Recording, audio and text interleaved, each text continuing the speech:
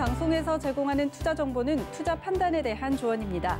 방송에서 제공하는 주식의 가치, 가격 상승 및 가격 하락에 대해서는 방송사에서 보장하지 않습니다.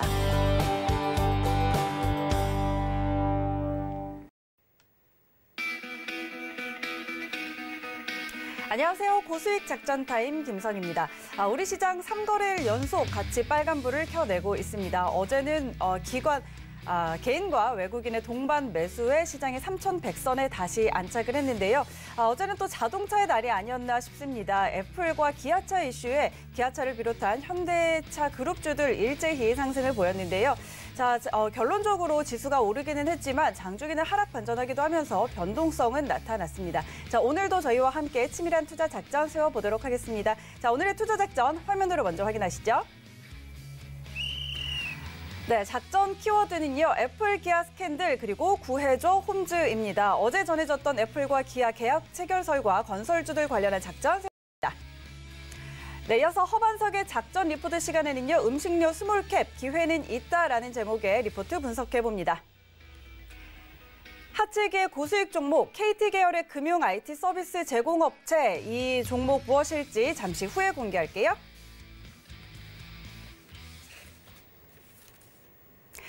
먼저 오늘 김민수의 작전 키워드 시간부터 들어가 보도록 하겠습니다. 지금 국내외 시장에서 가장 핫한 이슈를 키워드로 알아보고 투자 작전까지 세워보는 시간입니다. 레몬리서치의 김민수 대표와 함께합니다. 대표님 안녕하세요. 네, 안녕하십니까. 네, 반갑습니다. 오늘 준비해 주신 작전명 먼저 공개하도록 하겠습니다. 네, 오늘의 키워드는 애플카 기아차 스캔들 어게인이라고 뽑아 오셨네요. 어제였죠. 기아차와 애플이 4조 원 규모의 계약을 체결할 거라는 보도가 전해지면서 어제 시장에서 이 기아차를 비롯한 현대차 그룹주들이 일제히 상승이 나타났습니다. 그런데 현대차 그룹 쪽에서는 결정된 바가 없다라고 언급을 했음에도 불구하고 시장에서는 이미 기정사실화하고 있는 것 같은데요. 이 스캔들 관련한 작전 어떻게 세워볼까요? 네, 다짜고짜 말씀드리겠습니다, 앵커님. 앵커님 사실래요 코너입니다. 네. 뭐라고요? 앵커님 사실래요 코너입니다. 네, 기아차 이렇게 부각받고 있는데 지금 핫한데 그냥 네. 오늘 딱 아침 시가에 살까요? 저는 조금 내려올 때 사고 싶어요. 조금이요? 예, 조금 내려올 때요. 네, 네. 알겠습니다. 일단 의견 접수됐고요. 네. 그러면 또 애플 기아차 얘기 시장에서 핫하죠. 잊을만 하면 한 번씩 나와서 이어지는 분위기인데 어제 뉘앙스를 잘 지켜보다 보니까 그런 것 같습니다. 제 개인적으로는 현대차 그룹은 얘기하고 싶어 죽겠습니다. 뭔가 우리 애플하고 뭐 한다라고 얘기하고 싶어 죽겠는데 애플은 너네 얘기하면은 알지, 알아서 해, 뭐 이런 분위기고 그러다 보니까 약간 뭔가 어떤 살짝 뉘앙스는 어느 정도 진전은 돼 가는데 그를 뭐 자세히 공표할 수도 없고 그렇다고 해서 뭐 지금 다음 공시 기간이 2월 9일까지니까 한 8일 정도까지는 또 얘기가 나오지 않을까 시장은 이렇게 바라보고 있고요. 그런 쪽에서 어제 미국 시장의 동향을 보다 보니까 어제 미국 시장에서 미국은 별 재미가 없었다고 하더라도 도요타, GM, 포드 모두 다 올랐습니다. 그렇다는 얘기는 지금 글로벌 자동차 메이커들도 이런 부분들을 신경을 많이 쓴다고 보는 부분들이고요. 앞으로 이제 내연기관차 아니다. 어떤 전기차나 친환경차로 가는데 거기서 이제 그래도 자동차 메이커들이 어떤 큰 역할을 하지 않을까. 왜냐하면 애플하고 현대차를 봐라. 걔네들도 뭔가 꿍꿍이가 있어서 뭔가 하려고 시도하는데 우리들도 바뀌려고 하지 않을까라는 쪽의 기대감도 반영됐다고 봐야 될 것 같고요. 그래서 일단 지금 어제 나왔던 얘기는 뭐 뉴스 기사는 해봐야 다 아시는 얘기일 것 같고 근데 지금 느끼는 또 강도가 금액이 벌써 나왔다는 얘기입니다. 한 4조 원 규모다라고 얘기했던 부분들이 아무래도 어느 정도 좀 진전이 됐기 때문에 이런 금액 얘기도 나오지 않나라는 생각이고요. 어떤 뭐 단독 보도한 쪽에서 금액까지도 어디 보면은 제시할 정도면은 만약에 이게 뭐 또 사실이 아니다라고 하게 되면 참 그냥 좀 그렇죠. 그런데 그럼에도 이 금액이 나왔다는 얘기는 일단 지금 생산기지 관련돼서 어떤 미국의 기아차 조지아 공장을 충분히 활용하고 그리고 여기에 아직까지는 내연기관 쪽이고 거기다가 가동률도 한 70%대가 안 되는 수준이다 보니까 이를 적극적으로 현대기아차 입장에서는 활용한다고 하게 되면 이럴 때 또 설비 투자 보수 공사가 나올 가능성이 높죠. 그러면 4조 원 규모가 전기차 라인으로 까는데 여기가 투입된다라고 보는 시각이 맞다고 봐야 될 것 같고요. 그렇게 되면은 한 2024년 이제 출시를 목표로 하는 것 같은데 또 애플의 전문 분석가라고 하는 밍치고 네 이름이 뭐 이런지 모르겠습니다만 네 이분이 또 얘기하기로도 현대차 그룹하고 협업할 것이다라고 얘기를 하고 있고 또 그 정도 위치 되면은 뭔가 또 알지 않을까요? 네 그런 상황 쪽에서 아마 EGMP 기반으로 어떤 예측을 하고 있다라는 쪽으로 보게 되면 아무래도 이런 또 현대차 그룹이 계속 애플카랑 이슈가 나올 수밖에 없는 이유는 다 아실 겁니다. 일단 현대차는 그래도 자동차 쪽에서 일괄 생산 체계죠. 그러니까 즉 철강부터 저기 작은 나사 부품까지 이렇게 쭉 해서 다 한 번에 생산할 수 있는 체계의 강점이 있다. 근데 더 중요한 거는 제가 보기엔 가성비 같습니다. 그만큼 어떤 자동차를 만들 때 그래도 딱 잘 만들고 그에 따라서 크게 비싸지 않고 할 수 있는 제조 원가에 대한 강점이 있다라고 보는 부분들이 가장 또 부각을 받고 있을 걸로 보여지고 있고요. 게다가 또 애플이 노리는 거는 EGMP 같습니다. 특히 우리가 자동차를 만들어 달라고 요구를 할 때 그래도 어떤 처음에 애플카는 이렇게 만들었다가 그 다음에는 또 이렇게 변형되고 어떤 애플카 뭐 3단계, 4단계까지 나갔을 때 그래도 확장할 수 있는 가장 좋은 모델을 갖고 있다는 쪽이 이 EGMP라고 보여지고 있는데 이제 글로벌 세 번째 정도로 어떤 플랫폼을 출시했다는 쪽이 부각을 받는데 근데 여기서 중요한 게 아니라 조금 더 이제 그냥 플랫폼만 찍으면 뭐합니까? 거기서 나오고 있는 특히 기존의 내연기관 같은 경우는 자동차를 만들 때 보게 되면은 부품을 다 그러니까 여기저기서 갖다가 조립해서 만드는 차원인데 그러다 보니까 전선이나 배선 그리고 또 여러 가지 부품과의 연계성 이런 것들이 좀 약간 좀 제각각식이죠. 근데 EGMP라고 하는 표준화 규격화된 부분이 있다고 하게 되면 전선 하나가 램프부터 어떤 와이퍼까지 이렇게 쭉 이어지는 여러 가지 전선을 한 번에 사용을 할 수 있다라고 하게 되면 이런 표준화와 동일성 이런 부분들이 상당히 중요하게 작용을 하고 있는 상황들인데 거기에 좀 매력이 끌렸다라고 보이지 않을까 생각되고 있고요. 그래서 또 미국 공장에 초점을 맞추고 있죠. 그러면은 미국의 공장을 갖고 있는 쪽의 회사가 어디냐라고 봤을 때 물론 다른 회사들도 있지만은 그 중에서 그래도 가동률이 약간 떨어지지만 이를 또 어떤 변화를 시켜서 끌어갈 수 있는 쪽 그쪽이 많이 또 부각받지 않았나라는 생각이 들고 있는데 더 중요한 거는 애플의 입장 같습니다. 애플은 왜 지금 그래도 아이카라고 하는 애플카라고 하는 쪽에 대해서 계속 관심을 가질 수밖에 없느냐라고 하게 되면 아무래도 애플이 전략적인 변화가 좀 중요한 시점이죠. 지금 아이폰으로 그래도 상당히 한 20년 동안 어떤 구가를 하는 그런 즉 시장에서 어떤 IT 기기의 대명사로 구각을 받았었는데 근데 스마트폰은 이제 더 이상 커질래야 커질 수 없는 시점까지 왔습니다. 폭발적으로 성장할 수 있는 시기는 많이 지났죠. 해봐야 스마트폰 시장 연간 한 1, 2% 정도 성장하는 쪽이다 보니까 일단 포화 상태다. 그러면 다른 IT 기기로 눈을 돌릴 수밖에 없는 구조인데 그러다 보니까 전기차도 많이 강조드렸지만 그냥 이거는 내연기관차가 아닌 그냥 IT 기기의 총합체입니다. 자동차 안에 통신 모듈 들어가고 거기다가 안에 들어가는 모든 부품을 보게 되면 그냥 IT 기기의 어떤 하나의 완성된 모습으로 보시면 될 것 같은데 그런 상황이다 보니까 당연히 애플은 이 애플카로 가면서 또 다른 IT 기기의 확장 쪽으로 생각을 하는 부분들이죠. 그러다 보니까 애플이 잘하는 거는 IT 기기 싸게 잘 만들어 놓고 우리는 거기서 돈 벌 게 아니다. 거기에 들어가는 각종 서비스, 대표적으로 아이폰 쓰시는 분들도 아실 겁니다. 거기 들어가는 그 뮤직부터 모든 게 다 자기네라고 해서 죄송합니다만 애플의 고유 iOS를 통해서 들어가는 부분들이 모두 다 과금이 되는 형태로 나가죠. 그러다 보니까 이번에 애플카도 핵심은 그럴 것 같습니다. 어떤 누가 아직 자동차 경험이 없다 보니까 싸게 잘 만들어주고 우리가 원하는 대로 잘 만들어주게 되면 거기다가 우리는 그 제조에 따른 수익성을 보는 게 아니라 그 이상의 무언가 대표적으로 자율주행이라든가 아니면은 들어가는 엔터테인먼트 시스템이라든가 이런 쪽에서 구독이나 아니면 그에 따른 서비스료를 받으면서 또 한 번 성장하겠다는 입장이다 보니까 당연히 손을 잡을 수밖에 없는데 그에 따른 변화가 계속 나온다라고 봐야 될 것 같고요. 게다가 또 애플도 이번에 자동차 엔지니어를 채용한다. 그런 쪽에서 기대감은 살짝 더 높아지고 있는 상황들인데 뭐 제휴의 형태도 많이 얘기가 나오는 것 같습니다. 그래서 그냥 제조만 외주를 주고 뭐 설계 개발 같은 경우를 직접 하느냐 아니면은 어떤 그 밖에 이제 고부가 가치나 자율주행 쪽만 또 내재화를 하느냐 이런 쪽 여러 가지 얘기도 나오고 있고 또 하나는 그냥 기아차에서 모든 차를 만들되 기아차나 뭐 현대차에서 모든 차를 만들되 어떤 시스템을 협업하는 정도죠. 그러니까 iOS라고 하는 애플의 시스템을 뭐 안드로이드 시스템이 아니라 애플의 시스템을 써라라고 하는 또 이런 쪽으로 나오느냐. 그게 가장 그래도 좀 소극적인 형태겠지만은 제가 보기엔 그 정도로 소극적이지 않을 것 같고요.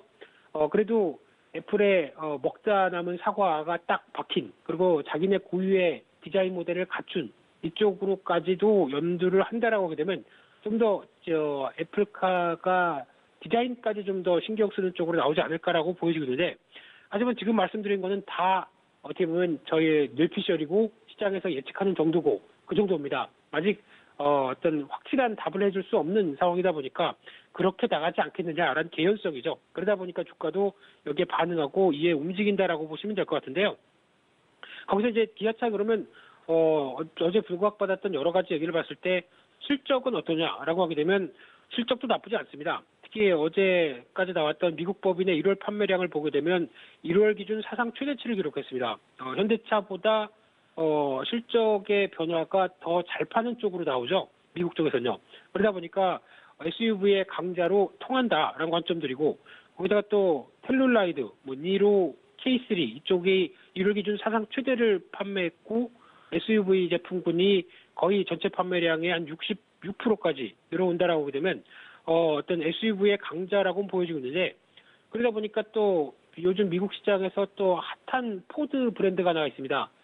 이름은 그 브론코인가? 예, 블랑코인가? 하여튼 브론코라고 보여지는 것 같은데 이쪽이 지금 아직 예약 판매가 들어가는데 20만 대까지 지금 예약 판매가 들어갔다고 하더라고요. 약간 자동차 좋아하시는 분들 아시겠지만 레인지로버 스타일로 오픈형이 된 SUV입니다. 그래서 이쪽이 안에는 고급스러운데 밖에는 약간 좀 투박한 이런 쪽이어서 포드 쪽의 이쪽도 인기가 많은데 모르겠습니다. 이런 SUV가 미국 시장에서는 잘 팔리고 어떤 거대한 대륙에 좀 쓸 수 있는 모델이다 보니까 이를 잘 만드는 회사가 계속 지금은 또 부각을 받고 있다고 봐야 될 것 같고요. 하지만 다음 단계는 그래도 전기차다 이런 쪽에 대해서 기대감이 높은데 그러다 보니까 이제 이번에 또 전기차 관련된 쪽에서 아이오닉 5가 유럽의 2월 16일인가요? 이제 첫 선을 보이게 되고 그러면 와 이런 차구나. 그래서 이런 쪽에 대한 기대감도 높겠구나라고 하고 있고 기아차도 올해 상반기 아니라고 보여지고 있는데 CV인가요? 예, 이 모델로 또 나올 걸로 보여지고 있고 그러다 보니까 기대감은 높은데 그런 수준에서 보게 되면은 일단 또 어떤 기아차의 지금 현재 주가 수준을 보게 되면은 이런 거를 다 반영해서 지금 많이 올라서 한 10만 원대 근처다라고 하더라도 올해 나올 실적 대비해서 PER이 10배가 안 됩니다. 그렇다는 얘기는 그동안에 얼만큼 저평가를 받았으면 이제 10배일까라는 생각에 좀 측은한 생각도 들고 있는데 그래도 이 부분까지 원다라고 하게 되면 그동안 참 많은 고생을 했다고 생각되고 있고 PBR 기준으로 보게 되면 이제 1배 수준이죠. 그러다 보니까 일단 정상화에 들어왔다. 가격이 정상화에 들어왔던 정도로 보는 게 맞지 않을까 보여지고 있고요. 지금 이제 추가로 만약에 올라오게 되면은 애플카라든가 그리고 나머지 어떤 여러 가지 친환경 차의 모멘텀들이 이제 가게 되는 겁니다. 그러면 주가가 비쌀까요, 지금? 저는 그렇게 크게 비싸지 않다고 생각됩니다. 그렇기 때문에 솔직히 지금 뭐 9만 8천 원대, 7천 원대 들어와서 그냥 덜컥 샀다라고 하더라도 앞으로 흔들리는 것만 좀 관리할 수 있겠다라고 하게 되면 저는 지금 사는 것도 그렇게 큰 무리는 아니다라고 보여지고 있는데 그래도 주식은 이왕이면 싸게 사야 되겠죠. 앵커님 얘기처럼 조금 기다렸다가 싸게 사는 게 더 맞지 않을까 싶은데 그래서 혹시나 차익 매물 나와서 9만 5천 원대 밑에서 사는 게 더 좋겠다라고 바라보고 있고요. 개인적으로는 지금 주가의 장기 패턴을 보게 되면 한 13만 원까지는 열려 있지 않을까라고 생각이 들고 있고요. 월봉의 흐름을 보면서 말씀드리고 싶은데 보여드릴 수 없는 게 지금 한계다 보니까 그렇게 보여지고 있고요. 또 하나 지금 애플이 가장 또 관심이 많은 게 eGMP다라고 말씀드리다 보니까 eGMP의 핵심이 어느 회사일까요? 라고 하게 되면 현대모비스 같습니다. 현대모비스가 그래도 뭐 EGMP와 전장 관련된 쪽으로 우리도 들어가고 우리도 들어가요 그러면서 나도 봐주세요 하고 하는 요즘 자동차 부품주들이 상당히 많은데 그중에서 가장 큰 핵심은 구동 모터라든가 그에 들어가는 핵심 부품들과 또 총합을 그러니까 즉 EGMP에 들어가는 전장 부품사들 다 모여 그래서 내가 책임지고 관리해서 종합 부품업체답게 보여줄게 하는 쪽이 현대모비스입니다. 그렇기 때문에 이쪽도 부각을 받는 걸로 보여지고 있는데 게다가 이제 전동 관련된 쪽의 전기 자동차 쪽의 매출 비중이 한 2025년 가게 되면 35%까지 늘어날 걸로 보여집니다. 그래서 10%대 흐름이 이 정도까지 늘어나게 되면 당연히 전장 종합 부품업체라고 봐야 될 것 같고요. 거기다가 지금 내연기관 대비해서 수익성이 가장 중요한데 보통 지금 나오고 있는 수익성의 흐름들을 추정한 결과 지금 내연기관 부품보다 한 2.5배에서 많게는 4배까지 비쌉니다. 그렇게 되면 당연히 현대모비스의 수익은 더 좋아질 수밖에 없겠죠. 그렇기 때문에 이런 부분들을 감안을 해서 거기다 또 잘 팔린다. 그러면은 당연히 또 업사이드가 나와야겠죠. 그래서 지금 현대모비스를 바라보는 시각은 주가가 좀 많이 올랐고 지금 기준으로 그렇게 완전히 싸다라고 보기는 좀 힘들 수도 있는데 앞으로 이런 수익성의 변화, 차가 잘 팔렸을 때의 변화라고 보게 되면 가장 부각을 받아야 될 회사다라고 보시면서 자동차 관련주들 요즘에 핫하지만 너무 많이 올랐어라고 외면하지 마시고요. 지금 시장에 그리고 시대의 변화가 오고 있습니다. 그렇기 때문에 적어도 계좌에 한 종목씩은 갖고 계셔야 시장을 따라갈 수 있겠다라고 다시 한번 두 손 모아 간절히 한 종목은 편입해보자 이렇게 말씀드리겠습니다. 네, 일단 이 한 종목은 편입을 해보자라는 이야기를 해주셨고, 일단 애플카와 기아차 관련해서 또 내용들을 정리를 해주셨는데, 기아차 주가가 지금 어제 종가가 97,700원인데 뭐 지금 전혀 비싸지 않다라고 하셨어요. 지금 뭐 PER도 낮고 PBR도 굉장히 낮기 때문에 그런데 이제 조금 조정을 받는다면 95,000원 이하에서 들어가 보면 좋겠다라고 하셨잖아요. 그런데 조정을 주지 않고 또 갈 가능성도 있지 않을까요? 그래서 뭐 지금 전혀 비싸지 않은 상황이라면 저희가 주식을 원샷 원킬로 일단 담을 건 아니니까 지금 구간에서 한번 해보고 조금 내려오면 또 땡큐고 이런 전략도 괜찮을까요? 네, 땡큐입니다. 네, 정리 잘해주셔서 땡큐입니다. 네, 이상입니다. 알겠습니다. 네. 자, 그러면 준비해 주신 두 번째 키워드 만나보도록 하겠습니다. 자, 두 번째 키워드는 구해줘 홈즈입니다. 키워드를 굉장히 또 이렇게 재밌게 뽑아주셨는데 오늘이죠. 정부가 부동산 공급 대책을 발표하기로 했습니다. 전국적으로 한 85만 호 가량의 주택 공급이 예상되고 있는 상황인데 자, 이 기대감에 건설업종 강세 이어지고 있죠. 자, 구해줘 홈즈 작전은 어떻게 세워볼까요? 네, 또 질문 들어갑니다. 네. 앵커님 사실래요. 여기서 더 중요한 건 주식보다 앵커님 지금 집이 부동산을 구입하셨는지 모르겠지만 지금이라도 집 살까요? 집이요? 네. 그거를 제가 사고 싶다고 맘대로 살 수 있는 상황은 지금 아니라서. 주식에서 조금 빼서 그냥 한 채 사시죠. 그냥 다 요즘 핫한다고 그러는데요. 예. 그렇죠. 그래도 될 것 같아요. 네. 예, 아주 쿨하게 얘기를 하시는데요. 네. 감사합니다. 네, 돈 있으면 사는 게 맞겠죠. 왜냐하면 살 집인데, 예, 집은 있어야 되겠죠. 네. 근데 그게 요즘 속썩이고 있습니다. 일단 지표 두 개만 보여드린다고 하더라도 다 아시는 것처럼 수도권 매매 전세 가격 전년 말이죠. 작년 동기 대비해서 이만큼 또 올라가고 있습니다. 좀 잠잠할 겨를이 없죠. 그래서 매매 전세 모두 다 강세를 보이고 있다. 참 정부가 그냥 사과 한마디로 끝낼 일은 아닌 것 같습니다. 이런 어떤 생활의 불평과 생활의 여러 가지 격차를 더 벌리고 있는 현상이 나온다. 많이 잘못했죠. 그렇기 때문에 이런 것처럼 또 여러 가지 변화를 이끌어내려고 공급 대책이 나오지 않나 싶은데 게다가 더 중요한 거는 미분양이죠. 미분양은 지금 수도권 내에서 보게 되면은 과거 보통 수도권에서 뭐 한 5만 건, 3만 건 이 정도까지 나왔던 부분들이 지금 2천 건대로 확 줄었습니다. 그만큼 저 집 언제 팔릴래나라고 했는데 도저히 집값이 올라서 저는 약간 좀 많이 떨어지는 집이라도 좀 사겠다라고 하는 입장이 높다 보니까 미분양이 거의 최저로 나가고 있는 상황들이죠. 그런 쪽을 봤었을 때 당연히 이제 공급 대책 나올 수밖에 없고요. 오늘 나오는 대책 여러 가지 부분들은 제가 얘기해봐야 별 필요가 없을 것 같고요. 저는 주식 전문가지 부동산 전문가는 아니라고 하더라도 그래도 이제 챙겨봐야 될 부분들은 있다라고 보여지고 있는데 50만 호에서 그러니까 처음엔 30만 호, 50만 호, 85만 호 뭐 계속 늘어납니다.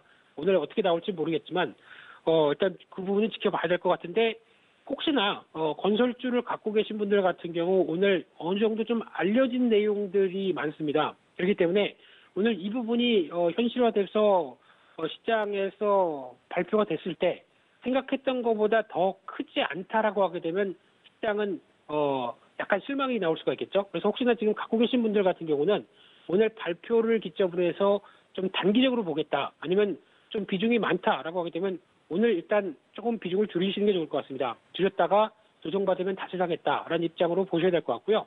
여전히 공급 확대 정책으로 나가는 부분들 다 앞으로 나갈 거고 건설사 실적도 이제 시작이기 때문에 계속 좋아지긴 할 겁니다만 모멘텀과 관련된 쪽을 본다라고 하게 되면 단기 시각 쪽에서는 약간 또 조절은 필요할 것 같고요.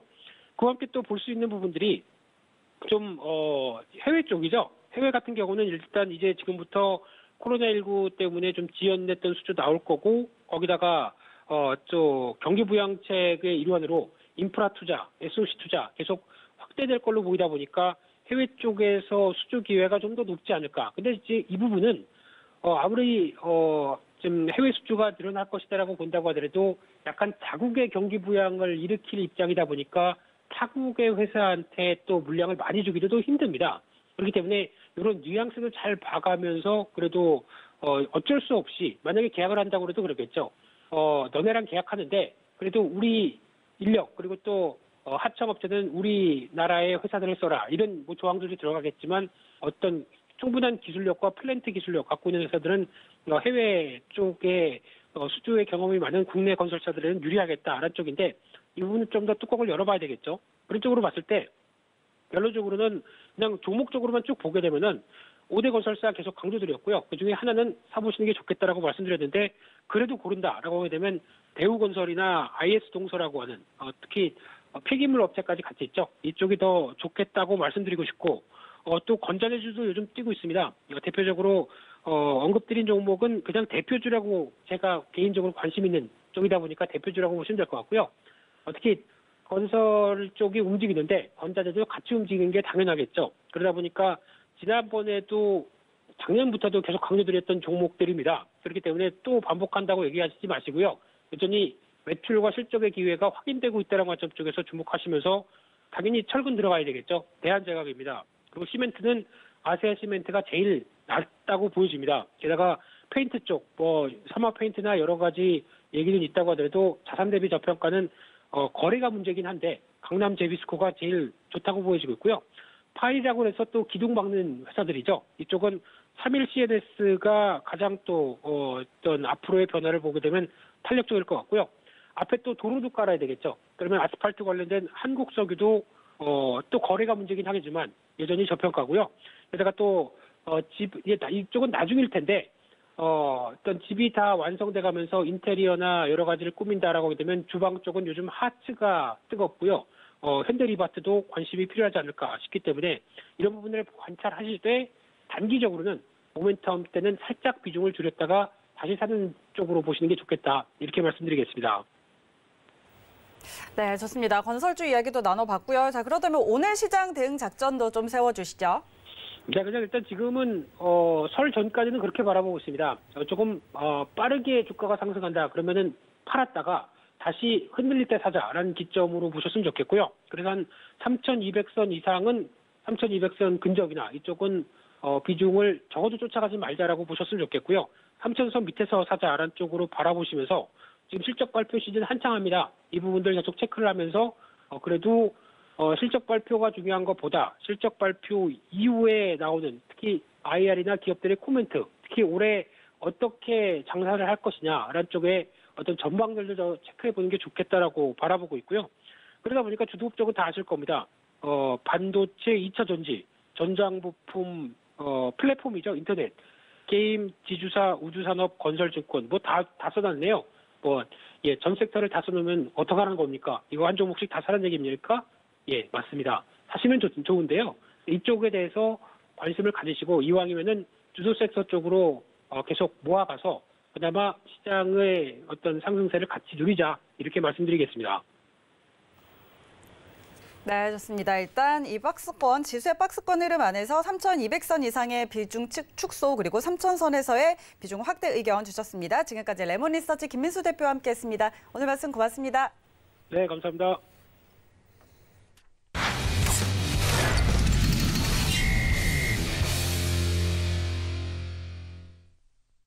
자, 이어지는 시간은요, 허반석의 작전 리포트 시간입니다. 저희가 이번 주 개편을 맞아서 이 시간 통해서 매일매일 리포트를 하나씩 분석을 해드리고 있는데요. 자, 우후죽순 증권가에서는 리포트들을 매일매일 쏟아내고 있죠. 그런데 과연 다 믿어도 되는 것일지 이 시간 통해서 낱낱이 한번 파헤쳐 보도록 하겠습니다. 자, 오늘도 IR 분석에 신 샘플러스 허반석 전문위원과 함께 할게요. 위원님 안녕하세요.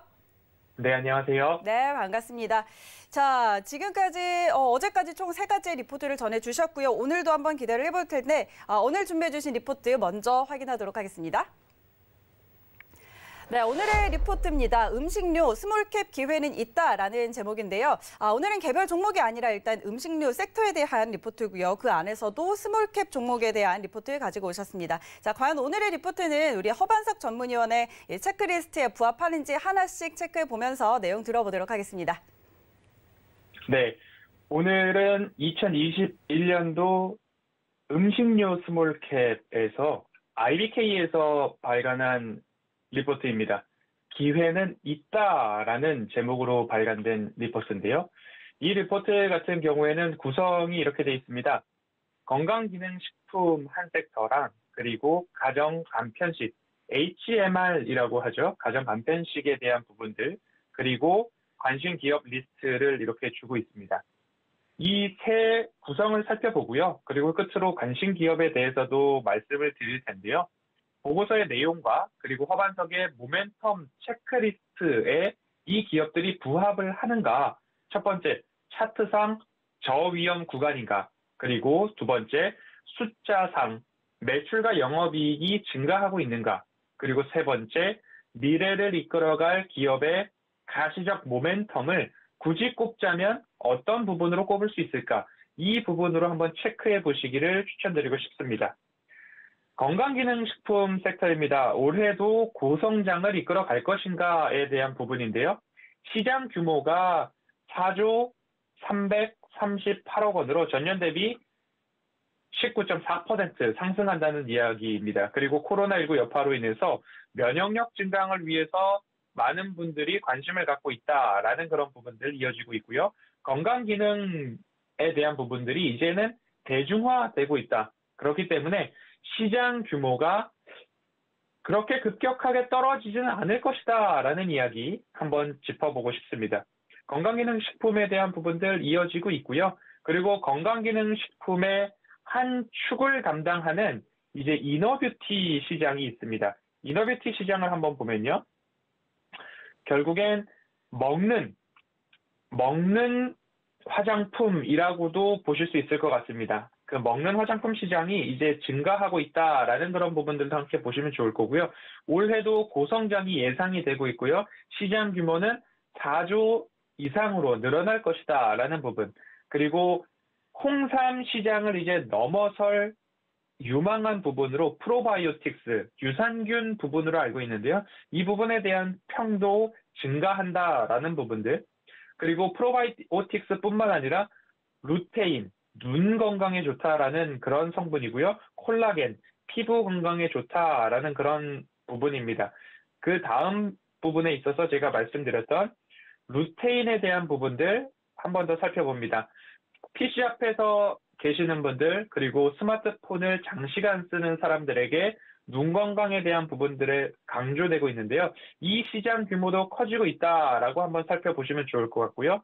그 다음 페이지로 보면 이제 바르는 화장품에서 먹는 화장품으로 한 축, 건강기능식품의 한 축을 또 차지하게 될 텐데 여성 소비자들 중심으로 이너뷰티에 대한 관심이 증가하고 있습니다. 그리고 그럼에 따라서 프로바이오틱스, 히알루론산, 콜락에 대한 부분들, 시장 규모가 2019년에 5천억 수준이었고요. 일본의 이너뷰티 시장은 1조 5천억 수준이기 때문에 우리도 이 시장을 따라가면 따라갔지 그 시장의 규모가 줄어들지는 않을 것이다 라고 좀 보시면 좋을 것 같습니다. 그 다음 부분으로 언급되고 있는 부분을 보면 이제는 가정 간편식 부분을 보도록 하겠습니다.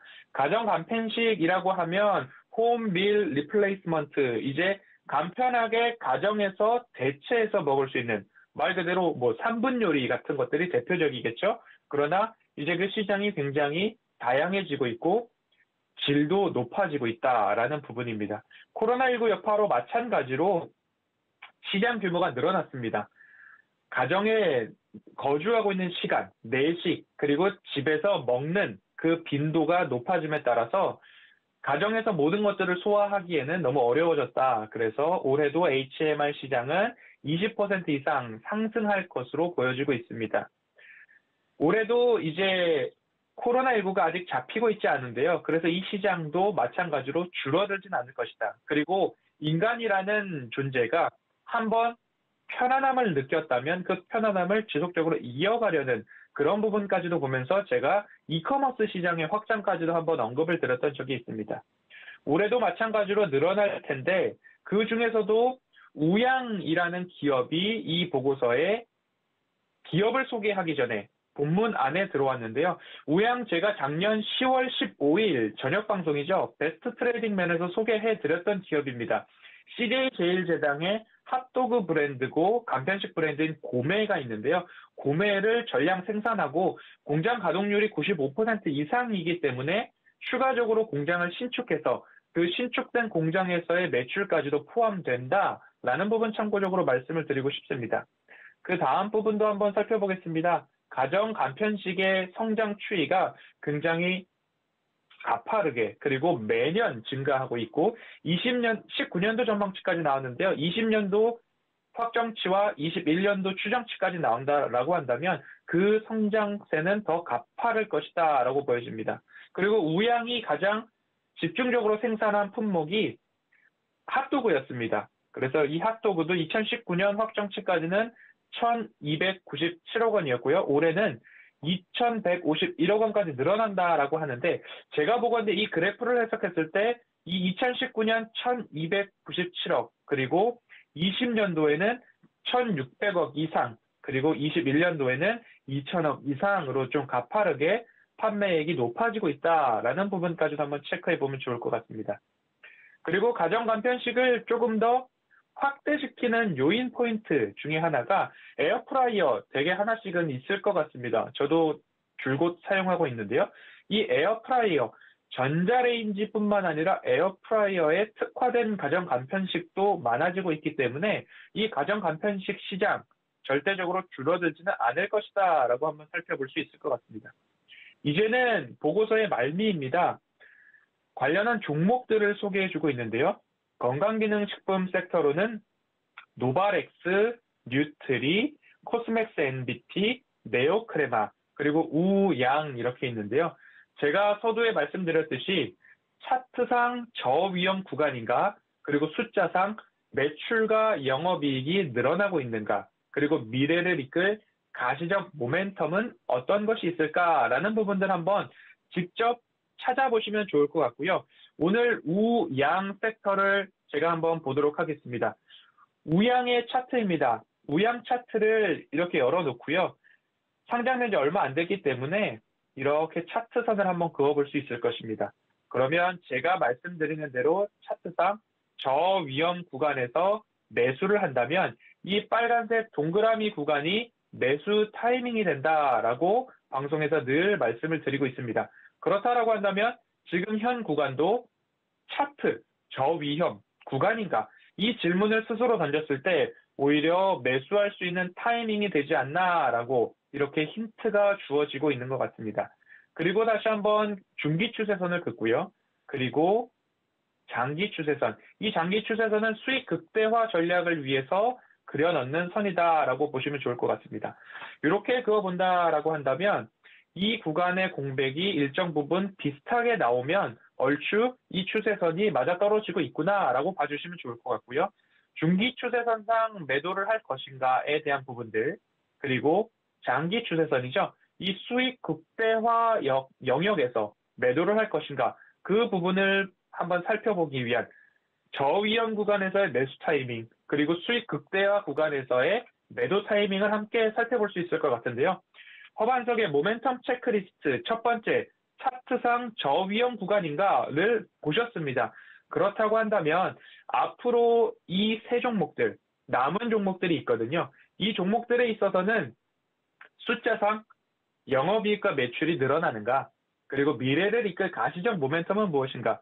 우양은 이미 제가 분석을 마친 기업이기 때문에 공장 가동률이 굉장히 높았습니다. 95% 이상의 공장이었기 때문에 신규 공장을 건설을 했고 그 신규 공장에서의 매출과 영업이익이 21년도에는 반영되기 시작할 것이다. 그렇다라고 한다면 미래를 이끌 가시적 모멘텀, 공장 증축에 따른 매출 증대, 2번 체크리스트, 3번 체크리스트가 부합한다라고 좀 보여줄 건데요.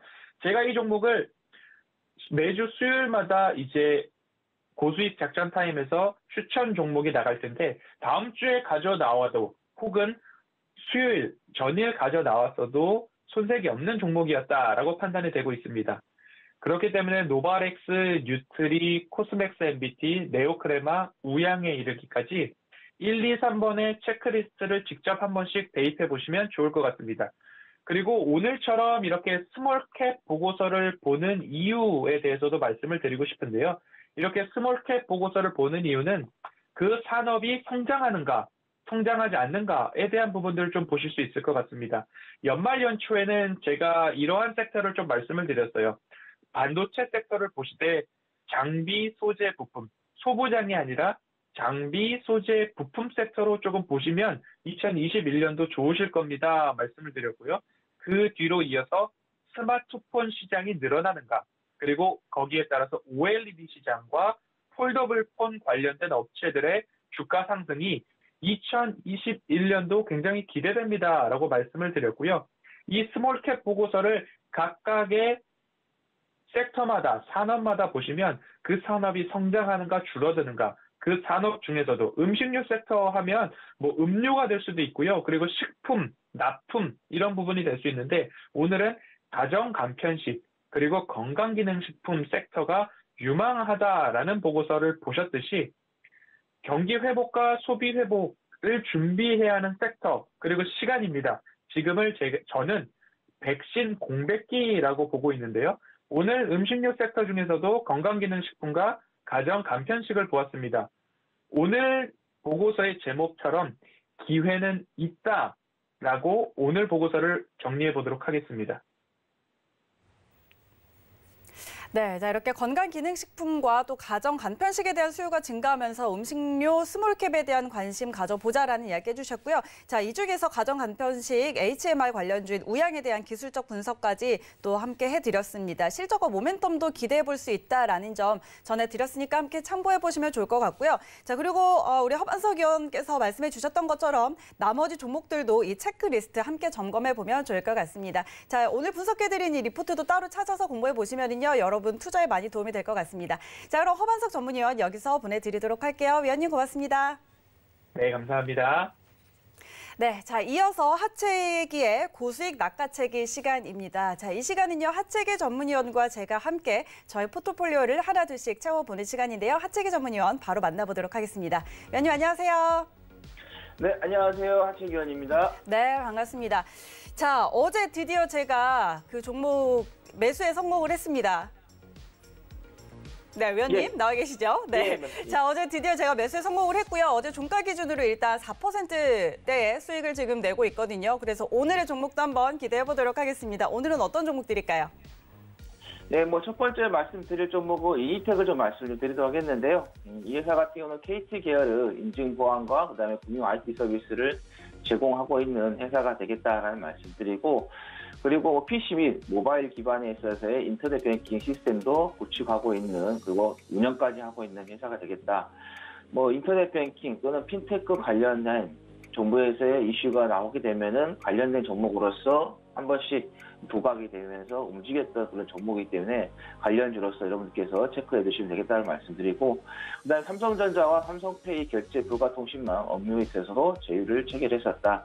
뭐 최근에 뭐 온라인 쪽에 대한 부분 거래가 사상 뭐 최고로 나오고 있는 그런 부분이고, 또 국내 시장에서의 대부분 삼성페이가 시장을 좀 점유하고 있는 그런 부분이기 때문에 거기에 관련된 부분에 있어서 좀 수익이 발생하고 있다라는 말씀드리겠고, 그다음에 KT하고 블록체인 기반의 통합 인증 그리고 권한 관리 솔루션도 공동 개발해가지고 블록체인 사업으로서의 우리가 또 보시면 되겠다 말씀드리겠고, 좀 작년에였죠. 한국은행 쪽에서 중앙은행에서의 그 디지털 화폐를 가속화하겠다라는 부분이 나오면서 그때 당시에 법률 자문단까지 구성이 되는 그런 기 때문에 중앙정부에서도 이제는 이 디지털 화폐에 대한 부분에 있어서 경제적인 가치를 어느 정도 높게 평가를 좀 하고 있다 이렇게 보시면 될 것 같습니다. 그래서 관련 주로서 우리가 좀 보시면 되겠다라는 말씀드리겠고, 그 다음에 말씀드릴 종목은 이제 우리넷을 좀 말씀드리도록 하겠는데요.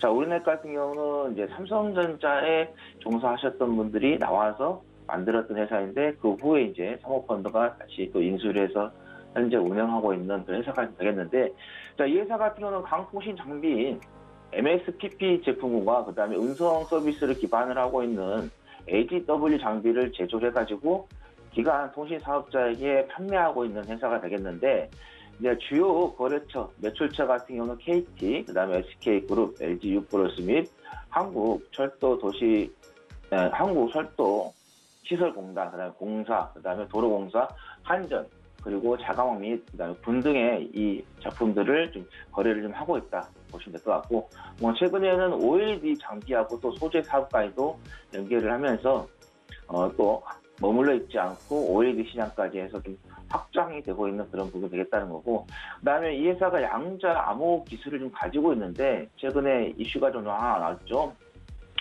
양자 암호 통신 부분에 있어서 SK 브로드밴드하고 컨소시엄을 통해 가지고 공공, 그다음에 산업, 의료 등 8개 구간에 대해서의 장비가 좀 공급되는 부분에 있어서 이슈가 좀 나왔는데, 이제 공공 쪽 같은 경우는 광주 광역시 시청, 그다음에 CCTV, 통합관리센터, 그다음에 교통정보센터, 그다음에 산업 쪽에서는 하나 손해보험, 그다음에 우리은행, CJ, 그다음에 의료 쪽에서는 연세의료원 쪽으로의 부분에서 연계가 좀 되는 부분이 되겠다는 거고, 국내 최초로도 개발된 부분에서 양자 암호통신이죠. 이게 2.4테라급도 부분에 있어서 상당히 좀 우수성이 좀 되고 있는 그런 부분이기 때문에 좀 보시면 되겠다는 말씀을 드리겠고, 그다음에 국내 최초로 재난망 통신 모뎀도 인증을 했기 때문에 재난이 왔을 때는 관련된 종목으로서 좀 부각이 될 수 있는 그런 부분이기 때문에 보시면 되겠다고 말씀드리겠고, 그다음에 고속철도에 이제 특화되어 있는 네트워크 장비도 기술을 좀 보유하고 있다. PTN인데요.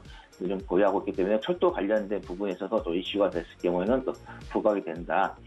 지금 남북 관계에 있어서 조금 좋지 않은 부분인데, 만약에 또 좋은 이야기가 된다면은 남북 관계에 또 연결해가지고도 또 이슈가 될 수 있는 그런 부분이고, 또 정부 차원에서도 지금 25년도까지 해서 철도 쪽에 대한 부분에서 투자 이야기가 나왔기 때문에 철도 관련된 종목으로서도 우리가 좀 보시면 되겠다라는 말씀 드리겠고, 자, 에너토코 같은 경우는 전동 액추에이터 및 감속기를 제조를 하고 판매까지 하고 있는 좀 회사가 좀 되겠는데, 주요 제품의 전동 액추에이터 같은 경우는 발전 플랜트, 그 다음에 상하수도 시설, 그 다음에 정수장, 그리고 가스회사, 또 정유사요, 그 다음에 저선소 및 제수전소 등에도 이 부분에 있어서 공급이 되고 있다. 장비들이 밸브 장비이고, SOC 사업 중에서도 이제 오래된 그 수도관들, 이 교체 사업들이 위로를 제하는 부분이 있기 때문에, 그래서 이 부분에서도 좀 수혜가 될 수 있다. 과거에 배수관, 하수관들이 폭발이 되는 부분, 파괴가 되는 부분, 그런 부분이 나왔을 때 한 번씩 또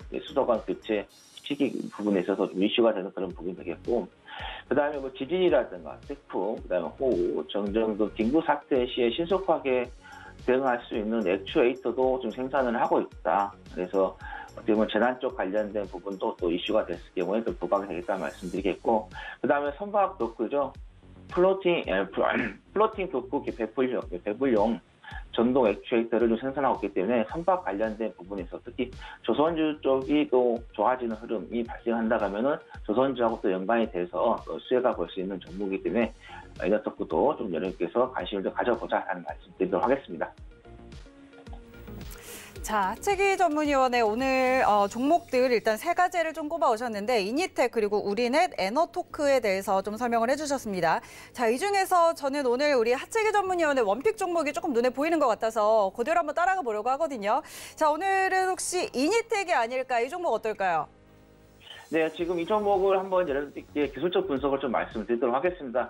자, 3월 달에 한번 저점을 찍고 나서 지금 올라왔다가 바닥을 좀 찍고 이렇게 돌아가고 있는 그런 흐름이다. 이렇게 보시면 될 것 같아요. 그래서 일단 이 기점으로 통해서 주가의 흐름이 좀 전환이 되고 있다 보시면 될 것 같습니다. 그래서 자, 날짜 같은 경우는 9월 25일이었네요. 이 기점으로 해서 서서히 이제 돌아가고 있는 그런 흐름이 좀 보여다 말씀드리겠고, 자, 월봉을 봐도 지금 보시면은 자, 주가가 2015년도에 한번 찍고 나서 쭉 빠졌다가 그 3월 달에 저점 찍었던 이 자리를 보면은 이 자리가 강력한 매물대가 지금 만들어져 있는, 지지대가 만들어져 있는 그런 부분이기 때문에, 그래서 이 지지대 이하로는 더 이상 떨어지지 않는다. 그래서 밀려도 그 자리에서 그 자리지 더 이상 크게 밀릴 수 있는 자리는 아니기 때문에, 그래서 뭐 시장이 흔들린다 해도 이 종목 같은 경우는 꿋꿋하게 방어를 하면서 어느 정도 자리를 지킬 수 있는 그런 종목이 되기 때문에, 그래서 지금 뭐 시장에서의 뭐 변동성이 좀 발생하고 있지만, 오히려 이 종목들 같은 경우는 여러분들께서 매수를 해가지고 가지고 가신다고 하면은 편안하게 수익을 낼 수 있는 그런 종목이 되겠다라는 말씀 드립니다. 그래서 일단은 지금 한 3일 동안 지금 올라온 거리의 주가의 흐름을 좀 보면은, 자, 월요일이었죠. 꼬리를 달면서 강력하게 저가 매수세가 좀 들어왔고, 그 뒤로 또 확인하는 양봉이 나왔고, 어제 뭐 꼬리를 달렸지만은 크게 부담이 되지 않는 좀 자리가 좀 만들어졌기 때문에 지금 4,990원에 종가가 좀 마감이 됐는데, 분봉을 좀 봤을 때 조금 내려왔을 때, 지금 한 이 정도 부근에 좀 내려왔을 때 4,965원 정도의 매수 타임을 한번 잡아보시면 되겠다라는 말씀 드리겠고, 자, 목표가 같은 경우는 이전에 3월달 이후에 말고 올랐던 말고 이 정도 가격대까지도 한번 우리가 2020년도였죠. 2월달에 만들어졌던 이 가격대까지 목표가를 한번 잡아보시는 게 좋겠다는 말씀드리겠고, 손절가는 4,720원 잡고 대응을 하시면 되겠다라는 말씀 드리겠습니다. 네, 자, 오늘 종목 이니텍에 대해서 매수가 4,965원, 목표가 6,000원, 그리고 손절가 4,720원 이렇게 잡아주셨는데, 자, 목표가는 지금 이 3월에 좀 빠지기 전에 2월에 있었던 최고점이거든요. 그럼 지금 상황에서는 조금 멀리 있지만 손절가는 굉장히 짧아요. 그러면 이 종목을 좀 단기적으로 보기보다 좀 중장기적으로 계속 끌고 가도 괜찮을까요? 지금 자리에서는 단기적인 어떤 이슈가 나온다고 하면은 충분히 6,000원까지도 단기적으로 급등해서 갈 수도 있기 때문에 장기적보다는 중단기적으로 좀 보시는 것도 좋겠다라는 말씀 드립니다. 네, 좋습니다. 자, 이슈가 나온다면 6,000원 선까지는 좀 빠르게 올 수도 있기 때문에 너무 장기보다는 단기적인 관점, 중기적인 관점에서 보자라는 이야기까지 정리해드리도록 하겠습니다. 자, 이 종목도 제가 오늘 개장하면 한번 잘 담아보도록 하겠고요. 자, 나중에 수익률은 제가 공개해드리도록 하겠습니다. 위원님, 잠시 후에 만나요. 예, 이따 뵙겠습니다. 네. 자, 오늘도 이렇게 하체계 전문위원과 함께 저의 포트폴리오까지 꽉꽉 한번 채워봤습니다. 자, 제가 고수익을 낼 수 있도록 여러분들도 계속해서 함께해 주시면서 응원해 주시기 바랍니다. 자, 오늘도 저희가 이렇게 치밀하게 작전 세워드렸는데요. 자, 이렇게 작전을 세워봤으니까 이제는 실전 트레이딩으로 들어가 봐야겠죠. 저희는 잠시 후에 순간부착 매매 시그널로 돌아오도록 하겠습니다. 오늘 내용은 여기까지입니다. 고맙습니다.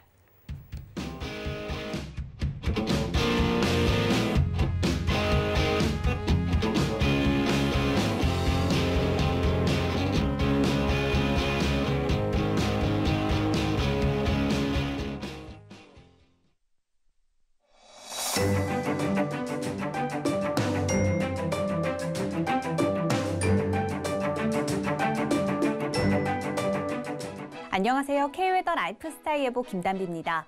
밤사이 중부지방을 중심으로 많은 눈이 내렸는데요. 오늘 아침 내린 눈이 얼어 곳곳으로 빙판길이 나타나는 곳이 있겠습니다.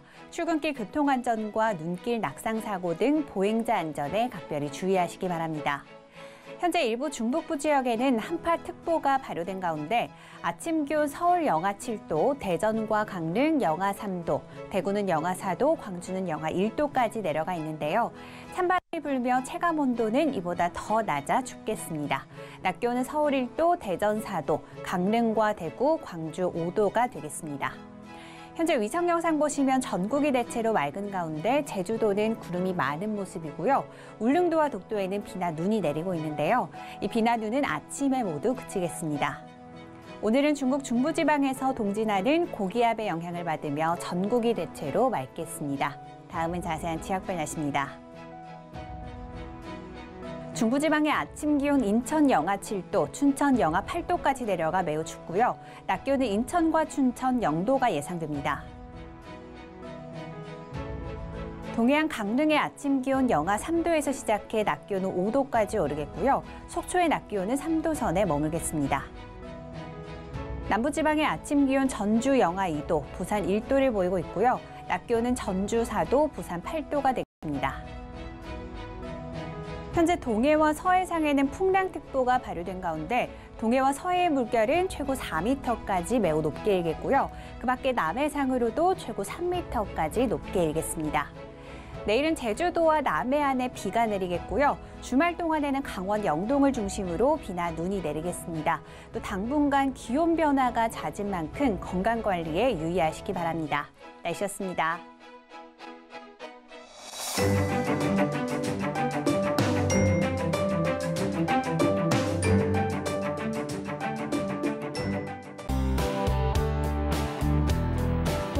방송에서 제공하는 투자 정보는 투자 판단에 대한 조언입니다. 방송에서 제공하는 주식의 가치, 가격 상승 및 가격 하락에 대해서는 방송사에서 보장하지 않습니다.